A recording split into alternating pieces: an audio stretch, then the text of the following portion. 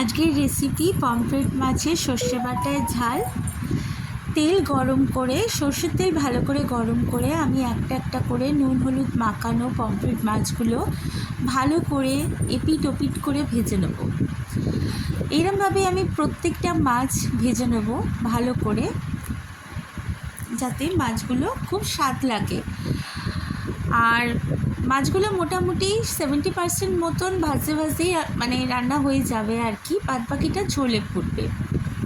মাছগুলো ভাজা হয়ে গেলে ওই সর্ষের তেলের মধ্যে আর একটু তেল দিয়ে কালো জিরে, হলুদ, লঙ্কার গুঁড়ো, অল্প নুন, অল্প জল দিয়ে ভালো করে মশলাটা কষাবো।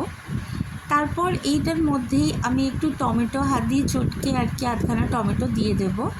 এটা দিলে স্বাদটা বেশ ভালো লাগে, একটু টকটক হয়, খেতেও ভালো লাগে। একটু নুন দেব, দিয়ে ভালো করে ওটা কষাবো। কষাতে কষাতে বেশ তেল ছেড়ে আসবে, তেলটা ওপরে ভেসে উঠবে। আমি আগে থেকে সর্ষে আর কাঁচা লঙ্কা ভালো করে মিক্সিতে পেস্ট করে রেখেছিলাম, ওটাই আমি ভালো করে জল দিয়ে ধুয়ে সেই জলটা দেব।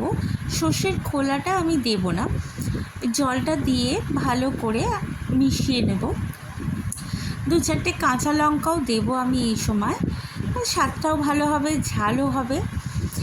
হ্যাঁ, এইভাবে ঝোলটা বেশ ফুটে উঠবে, তখন আমি ভাজা মাছগুলো আরও কয়েকটা কাঁচা লঙ্কা, আমার মনে হলো ঝালটা খুব একটা ভালো মানে বেশি হবে না, সেই জন্য আরও কয়েকটা কাঁচা লঙ্কা আমি এই সময় ঝোলের মধ্যে দিয়ে দেব।